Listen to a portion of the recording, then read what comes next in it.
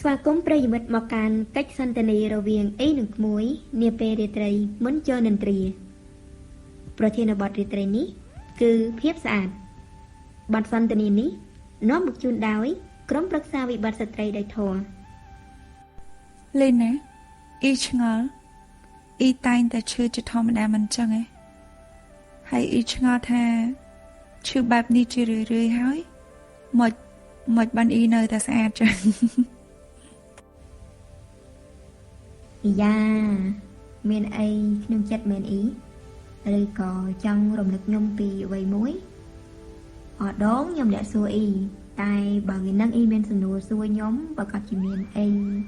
ចង់ឲ្យខ្ញុំដឹងអីមែនអត់អានអ៊ីដាច់ទៀតហើយរយៈនេះអ៊ីឃើញពីសេចក្តីកង្វល់របស់មនុស្សស្រីភាគច្រើនដែលតែងតែមានមន្ទិលលើភាពស្អាតរបស់ខ្លួនតែងតែកង្វល់ពីការយល់យ៉ាងណារបស់អ្នកដទៃមកលើខ្លួនហើយពេលខ្លះក៏មានការផ្លាស់ប្ដូរខ្លួនឯងជាច្រើនដែលធ្វើឲ្យមានការឈឺចាប់និងបង្កើតការចំណាយមិនតិចទេ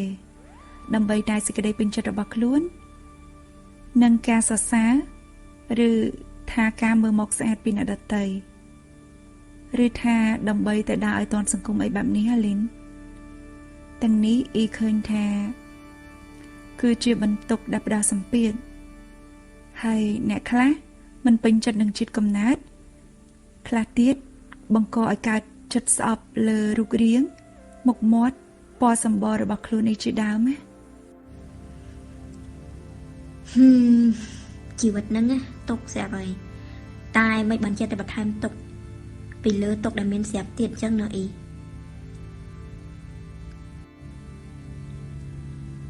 តាមពិតទៅធម្មជាតិទាំងអស់សុទ្ធតែមានសម្រស់និងភាពស្រស់ស្អាតរៀងៗខ្លួនមិនថាអ៊ីឬក៏ក្មួយទេឬថាអ្នកដែលកំពុងស្ដាប់ការសន្ទនារបស់ពួកយើងក៏ដោយប៉ាត់ណាលីនស្តង់ដារនៃការកំណត់ភាពស្រស់ស្អាតដែលកើតឡើងពីមនុស្សទូទៅភាគច្រើនដែលកំណត់រសនិយមលើមុខមាត់រូបរាងកម្ពស់កម្ពស់ភិនភាគសន្តានចំណេះដឹងឬក៏ថាជាទេពកោសល្យសិល្បៈផ្សេងៗដែលមាននោះជារឿងដែលកំពុងតែដាក់បន្ទុកនិងផ្ដល់សម្ពាធដល់អ្នកដែលស្ថិតនៅចំណុចក្រោមស្តង់ដារ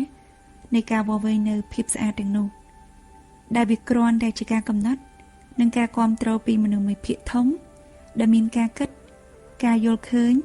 តាមតែសេចក្តីប្រាថ្នាដែលតែងតែប្រែប្រួលមិនចេះចប់ប៉ុណ្ណោះ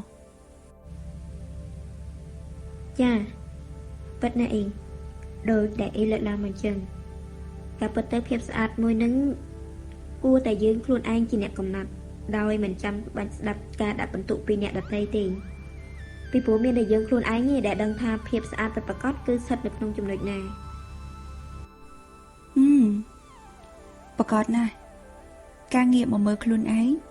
នឹងផ្ទៀងផ្ទាត់ត្រឹមតែ3ចំណុចប៉ុណ្ណោះបើមាននោះលទ្ធផលគឺនឹងក្លាយទៅជាមនុស្សដែលស្រស់ស្អាតបំផុត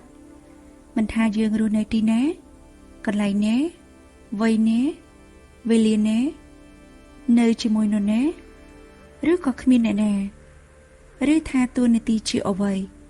ក៏ភាពស្រស់ថ្លាស្អាតមួយនេះនឹងសាយក្លិនក្រអូបភីដល់ខ្លួននិងអ្នកដែលនៅជុំវិញឲ្យមានក្តីសុខពីលំអនៃភាពស្អាតនេះតែក្មួយដឹងទេថា3ចំណុចនោះគឺជាអ្វីចាដឹងខ្លះដែរអ៊ីតែបើអាចខ្ញុំចង់ស្ដាប់ពីការយល់ឃើញរបស់អ៊ីវិញថាតើអ៊ីឲ្យនិយមន័យភាពស្អាតនឹងក្នុងលក្ខណៈបែបណាតោះអញ្ចឹងតែដឹងនឹងផ្ទៀងផ្ទាត់ជាមួយនឹងអ៊ីទាំងអស់គ្នាអ៊ីលើកមកនេះគឺជាការបង្ហាញរបស់ព្រះពុទ្ធបរមគ្រូដែលមានតម្រាស់ថាភាពស្អាតនេះគឺមាន3 1ស្អាតកាយ2ស្អាតវាចានិង3ស្អាតចិត្តដែលអនុញ្ញាតឲ្យសព្វសត្វមានសម្រស់ស្រស់ស្អាតភ្លឺថ្លាល្អចេញពីក្នុងមកក្រៅហើយគ្រប់គ្នាមិនត្រឹមតែស្អាតប៉ុណ្ណោះទេ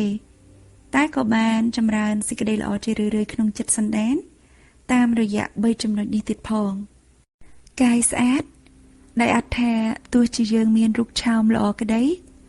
ឬគ្មានរូបសម្រស់ល្អក៏ដោយ ឲ្យតែកាយនេះត្រូវបានវាចាកនៃការសម្លាប់មួយការមិនលួចយកទ្រព្យអ្នកដទៃពីរនិងការមិនប្រព្រឹត្តខុសក្នុងកាមជាកិរិយារក្សាខ្លួននិងមាយាទមិនប្រព្រឹត្តទង្វើផិតក្បត់ភរិយាឬស្វាមី3នេះក៏បានឈ្មោះថាស្អាតដោយកាយចំណែកឯវាចាស្អាតវិញគឺសំដៅដល់សម្ដីដែលពោលឡើងដោយពាក្យពិតដែលវាចាកនៃការកុហកមួយមិនពោលចេញនៅពាក្យញុះញង់បំបែកបំបាក់ជនដទៃពីរមិននិយាយនៅពាក្យអាក្រក់ក្រោធគ្រៀត3រួមនឹងពាក្យរយរីដែលឥតកាត់ប្រយោជន៍ដល់ខ្លួននិងអ្នកដទៃ4ទាំងនេះយើងក៏នឹងបានឈ្មោះថាស្អាតគឺស្អាតដោយវិចារយើងនេះឯងរីឯចំណុចចុងក្រោយគឺចិត្តស្អាតចិត្តនេះដែលហេតុថា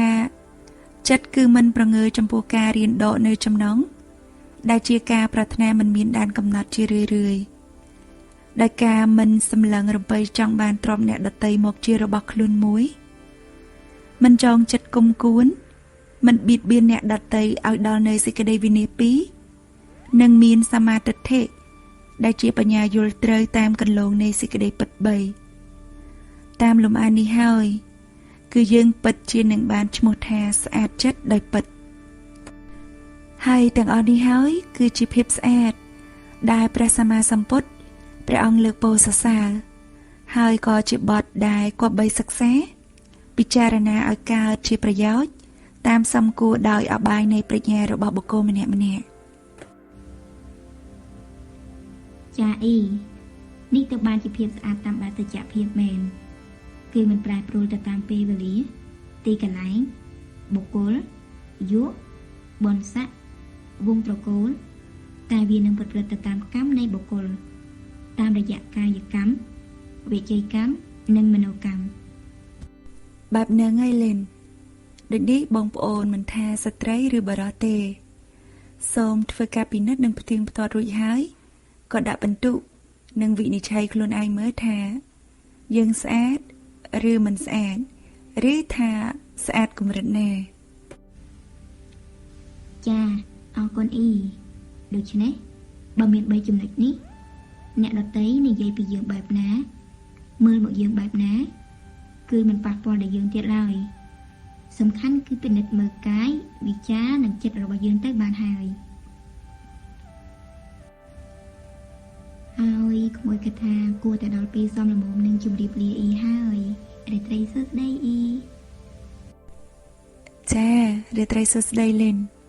ហ្នឹងហើយលើអ៊ីឆ្ងល់ពីខាងដើមមកថាមិនបានអ៊ីឈឺច្រើនហើយនៅតែស្អាតទៀតចឹងស្អាតកន្លែងនេះមិនមែនសំដៅទៅដល់រូបកាយខាងក្រៅទេគឺសំដៅទៅដល់សភាពខាងក្នុងហើយឥឡូវមិនបាច់ឆ្ងល់ទៀតទេណាគណៈពេលនេះកិច្ចសន្ទនាត្រូវបានបញ្ចប់សូមអរគុណលោកអ្នកចំពោះការតាមដានស្ដាប់តាំងពីដើមរហូតដល់ចប់ជាចុងក្រោយសូមលោកអ្នកចងចាំថាភាពស្អាតគឺមានតែ3ប៉ុណ្ណោះគឺស្អាតកាយមួយស្អាតវិជ្ជាមួយនិងស្អាតចិត្តមួយសូមសុខសប្តិទាំងឡាយរស់នៅជាសុខរាត្រីសួស្ដី